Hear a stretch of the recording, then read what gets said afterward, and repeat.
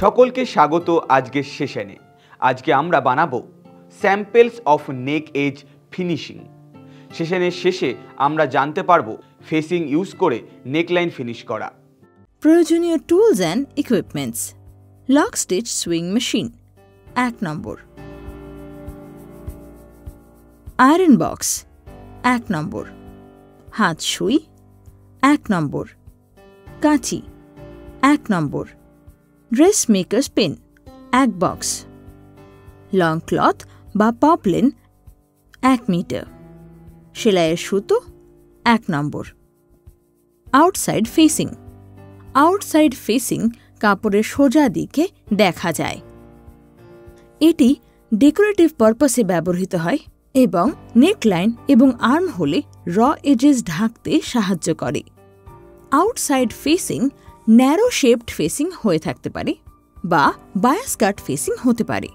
এটি শুরুতে উল্টো দিকে স্টিচ করা হয় এবং ঘুরিয়ে সোজা দিকে স্টিচ করা হয় এবং সোজা দিকেই শো করা হয় আর ফিনিশ করা হয়। Self facing. Self facing same fabric বা মেইন ফ্যাব্রিক থেকে কোনো লাইটার ফ্যাব্রিক দিয়ে তৈরি হতে পারে। ডার্কার ইন্টারফেসিং ডার্কার কালারের জন্য ব্যবহৃত হয়। যদি সিমস বাল্কি লাগে তাহলে এজ থেকে অল্প দূরে স্লাইটলি ইন্টারফেসিং কাট করতে পারেন, না হলে ইন্টারফেসিং সিম থেকে দেখা যেতে পারে। Bias facing. বায়াস ফেসিং হল বায়াসের উপর হালকা ওজনের ফ্যাব্রিকের একটি সরু ফালা, যাতে এটি শেষ করা কার্ভের সাথে সামঞ্জস্যপূর্ণ আকারে তৈরি করা যায়। বায়াস ফেসিংগুলি প্রায়শই নিছক কাপড়ে ব্যবহার করা হয় যাতে ওয়াইড ফেসিং দেখা যায়। বায়াস ফেসিং ছোটদের জামা কাপড়ে ব্যবহৃত হয়। লাইনিং ফ্যাব্রিকের একটি বায়াস স্ট্রিপ বাল্কি কাপড়ে হেভি শেপড ফেসিং দূর করতে পারে। বায়াস ফেসিংয়ের ওয়ার্কিং মেথড। বায়াস স্ট্রিপকে ইচ্ছে মতো ফিনিশড ওয়াইডের চেয়ে দ্বিগুণ ওয়াইড এবং দুটি সিম অ্যালায়েন্সের প্রস্থের চেয়ে বেশি কেটে নিন। সিম লাইনের লেন্থ এজের লেন্থ প্লাস 2 ইঞ্চি হওয়া উচিত। স্ট্রিপটিকে হাফ লেন্থ ওয়াইজ ভাঁজ করুন, তাও উল্টো দিকে একসাথে, এবং স্টিম আয়রন দিয়ে প্রেস করুন যাতে স্ট্রিপটিকে এজে প্রপার ফিট করার জন্য দেওয়া যেতে পারে। র এজেস সমান রাখুন। এজেস সমান রেখে পোশাকের স্ট্রিপটি বাস্ট করুন। তারপর পোশাকের সাথে স্ট্রিপটি সেলাই করুন, যা ইনভার্ট কার্ভসে বায়াস স্ট্রিপটিকে সহজ করে, এবং বাইরের কার্ভে স্ট্রেচ আউট করুন। কাপড়ের সিম অ্যালায়েন্সের তুলনায় ফেসিং অংশটি সংকীর্ণ করে সিম অ্যালায়েন্সগুলোকে গ্রেড করুন। ইনভার্ট কার্ভে প্রত্যেক হাফ ইঞ্চে সিম অ্যালায়েন্স ক্লিপ করুন। তারপর ফেসিংকে ভেতরে ঘুরিয়ে আন্ডারস্টিচ করুন। এটি সিম লাইনটিকে ভেতরের দিকে সামান্য রোল করতে সাহায্য করে। গার্মেন্ট খোলার সময় ট্রিম এন্ডস করুন এবং 1/4 ইঞ্চি নিচে ঘোরান। পোশাকের ভেতরের দিকে ফেসিং এজ স্লিপ স্টিচ করুন। Combination facing. Combination facing all in one facing নামেও পরিচিত।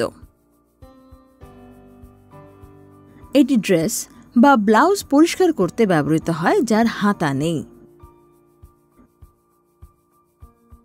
এই কম্বিনেশন উভয় ক্ষেত্রের জন্য ফেসিং ব্যবহার করে নেক এবং আর্ম হোল পরিষ্কার করার কাজ করে। Combination facing working step. Dress fabric থেকে ফেসিং অংশটি কেটে ফেলুন এবং উল্টো দিকে ইন্টারফেসিংয়ে আয়রন করুন।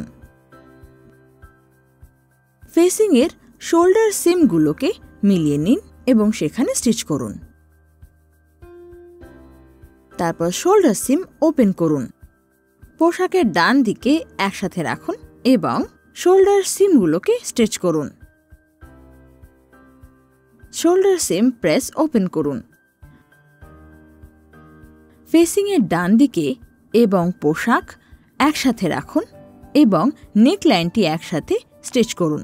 নেকলাইনের কার্ভ, ট্রিম এবং ক্লিপ করুন।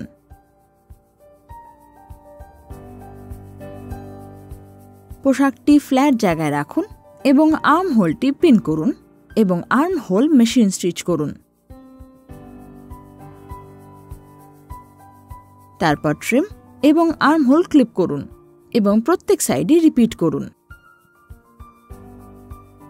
তারপর কাপড়টিকে সোজা করুন, প্রেস করুন। মেশিনের সাহায্যে পোশাকের সাইড সিমগুলো সেলাই করুন। ডান দিক একসাথে রেখে সাইড সিম অ্যালাউয়েন্স বরাবর এবং ফেসিং অংশের আর্ম হোলের নিচে রাখুন। ফেসিং অ্যাপ্লাইয়ের টিপস। ফেসিং অ্যাপ্লাইয়ের কিছু টিপস নিম্নরূপ: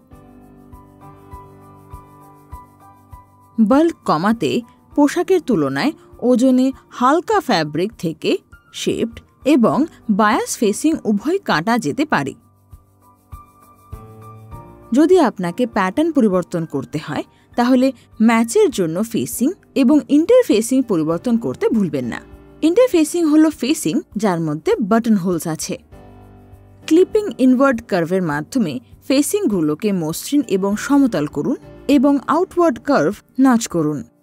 পোশাকের বাইরের দিক যাতে রোল না করে তার জন্য শেপড এবং এক্সটেন্ডেড ফেসিং সেলাই করুন। ফেসিংয়ের আউটার এজেস ফিনিশ করুন। সাধারণত একই ফিনিশ যা সিমসে অ্যাপ্লাই করা হয় তা ফেসিং এজেস শেষ করতে ব্যবহার করা যেতে পারে। লিস্ট বাল্কি সিম ফিনিশ ব্যবহার করুন যা রাভেলিং প্রতিরোধ করবে। ট্যাগ ফেসিং শুধুমাত্র সিমসে, যেমন আন্ডারআর্ম সিম এবং সাইড সিম। আউটার ফেসিং এজ পোশাকের চারপাশে সেলাই করবেন না। এটি গার্মেন্টকে প্লাকার্ড এবং আনপ্রফেশনাল লুক দেয়। রিক্যাপ: সেশনের শেষে আমরা জানতে পারলাম ফেসিং ইউজ করে নেকলাইনকে কিভাবে ফিনিশ করব। আশা করি আপনারা সব কনসেপ্ট বুঝতে পেরেছেন এই সেশনে। দেখা হবে আগামী সেশনে নতুন কনসেপ্টের সঙ্গে। ধন্যবাদ।